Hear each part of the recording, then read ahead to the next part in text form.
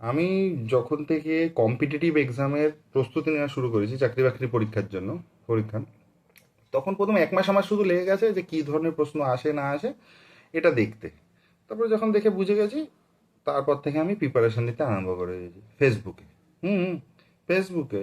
ও এটা তোমরা জানোই না, ফেসবুকে প্রশ্ন আসে না, ভারতের রাষ্ট্রপতির নাম কি? এপিজে আব্দুল কালাম, প্রতিভা পাটিল, প্রণব মুখার্জি।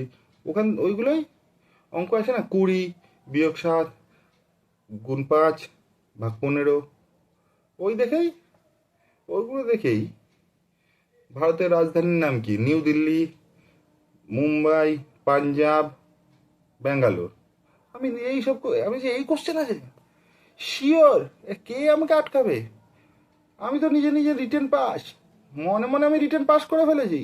শুধু আমাকে তাহলে ইন্টারভিউয়ের প্রস্তুতি নিতে হবে, ব্যাস। আমি শুনেছিলাম কম্পিটিটিভ এক্সাম ক্র্যাক করতে গেলে নাকি সব কিছু থেকে নিজেকে কাট আউট করতে হয়, কাট অফ করে দিতে হয় পুরো।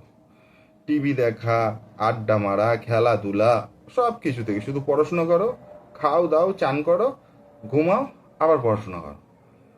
তো আমি বাড়ি থেকে একবারে প্রপার কলকাতায় শিফট হয়ে গেছি, যে না, ওখানে গিয়েই হবে। তো ওখানে থাকতে গেলে রুমের দরকার। তো একজনকে বলে একটা ব্রোকারের নাম্বার পেয়েছি, তো তাকে ফোন করি। হ্যালো, হ্যাঁ দাদা, আমার একটা রুম লাগবে। হ্যাঁ দাদা, এমন রুম দেবো না, মজাই পেয়ে যাবেন। আমি বলছি, আবার পার্সোনাল হতে হবে না, মজার দরকার নেই, মজা আপনি শুধু রুম দিন, মজা আমি ঠিক বের করে নেবো নিজের। বলছি ঠিক আছে, অমুক দিন আসুন অমুক জায়গায়। বলছে যে অমুক দিন অমুক জায়গায় আসুন।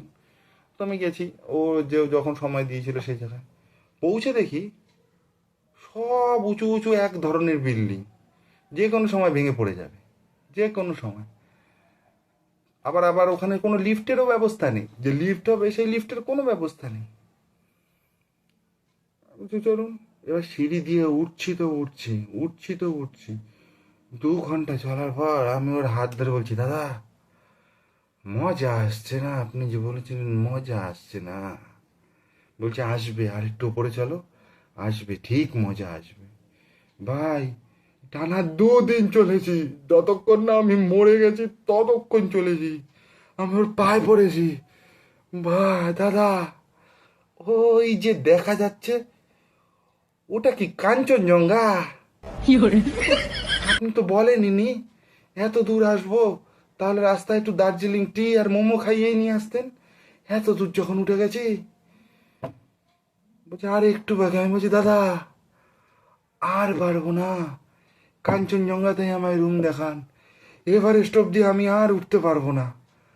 আমার পায়ের মালাই চাকে পুরো ঘুরে গেছে, এত হেঁটেছি, পায়ের মধ্যে অ্যাবস হয়েছে, অ্যাবস, অ্যাবস হয়ে গেছে পায়ের, 6 প্যাক অ্যাবস যেরকম হয় ওরকম অ্যাবস হয়ে গেছে। বলছি ঠিক আছে চলুন, এই যে আপনার রুম।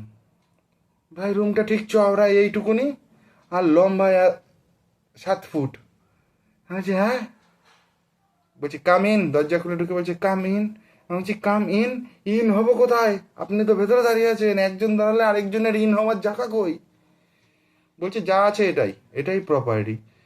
আমি বলছি ভগবানকে ভয় পান, আপনি যে ভগবানকে মানেন সেই ভগবানের দিব্যি খেয়ে বলেন এটা প্রপার্টি বলার জন্য আপনার জেল হওয়া উচিত কি উচিত না? এত দূর নিয়ে এসে আমাকে এখানে ঢুকিয়েছেন, বলুন আপনি। বলছে দাদা এই আছে। বলছে এটা পছন্দ না হলে তাহলে চলুন আরেকটা বিল্ডিংয়ে দেখায়। আমি বলছি আপনিই যাবেন, আমি যাব না, আপনি উপরে যাবেন, গিয়ে ফটো তুলে পাঠাবেন, আমি সিলেক্ট করব যদি পছন্দ হয়। বলছে ঠিক আছে চলুন নিচে। বলছি নিচে এখান থেকে? তারপরে আমরা উপর থেকে, ওই বিল্ডিংয়ের উপর থেকে প্যারাগ্লাইডিং করে একদম নিচে এসেছি। হ্যাঁ হ্যাঁ, অত উপর থেকে কি হেঁটে হেঁটে আসবো? প্যারাগ্লাইডিংই সম্ভব, করে পুরো নিচে এসেছি। ভিডিওটা যদি ভালো লাগে অবশ্যই চ্যানেলটা সাবস্ক্রাইব করো, লাইক কমেন্ট শেয়ার করো। আর ভিডিওর পরের পার্টটা খুব তাড়াতাড়ি আপলোড করছি।